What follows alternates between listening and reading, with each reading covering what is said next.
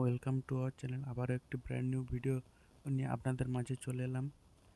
আপনাদেরকে দেখাবো দেশি শিঙি মাছের পাতলা ঝোল, স্বাস্থ্যকর রেসিপি একটি, অসুস্থ রোগীর জন্য দারুণ একটি খাবার। প্রথমে কড়াইতে তেলটা গরম করে নিলাম, সাথে একটু নুনও দেবো, ঠিক আছে, যাতে মাছটা কম ফাটে। একটা মাছকে দুটো টুকরো করে নিয়েছি।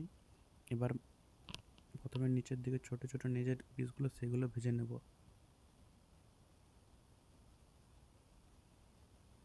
ভালো করে ভেজে নিয়ে যে উপরের দিকের মুড়োগুলো ছিল সেগুলোকে এবার দিয়ে ভাজতে থাকবো। এগুলো দেওয়ার সময় তেলটা একটু ফাটছিল, আমার মাছটা দিয়ে একটু জল ছিল, সেই জন্য একটু এটা ফাটছিল মাছগুলো। আপনারা চ্যানেলে নতুন হয়ে থাকলেন অবশ্যই লাইক কমেন্ট শেয়ার করে জন্য সাবস্ক্রাইব করবেন।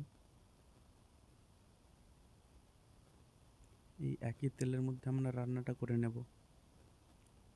এই ওই মাছ ভাজার তেলের মধ্যে সামান্য কিছুটা তেল দিয়ে দেব, দিয়ে ওরই পাশাপাশি ওই তেলের মধ্যে ফোড়ন দেব, তেজপাতা, গোটা জিরে ও সামান্য কিছুটা পাঁচফোড়ন দিয়ে এটা ভালো করে যতক্ষণ না ফুটছে ভালো করে ফুটিয়ে নেব।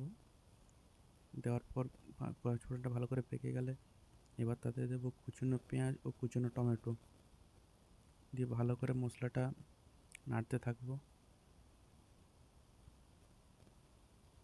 যতক্ষণ না নরম হয়ে আসছে।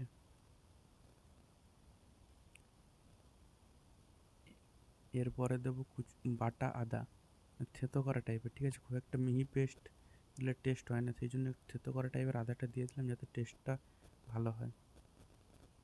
এরই পাশে দিয়ে দেবো লঙ্কা গুঁড়ো ও হলুদ গুঁড়ো, সামান্য একটু এর সাথে জিরে গুঁড়োও দেওয়া যাবে। এরপরে দিয়ে দেবো সিদ্ধ করা আলু, দিয়ে ভালো করে মশলার সাথে কষিয়ে নেব। ভালো করে কষানো হয়ে গেলে এরই পরে দিয়ে দেবো জল, যতটা পরিমাণে আপনারা ঝোল খাবেন সেই পরিমাণে দিয়ে দেবেন। এরই সাথে মাছ ও কাঁচা লঙ্কা একই সাথে দিয়ে দিলাম, দিয়ে ভালো করে ফুটিয়ে নেব। নিয়ে যে পাত্রে রাখবেন সেই পাত্রে নামিয়ে নেব। হয়ে গেল শিঙি মাছের পাতলা ঝোল।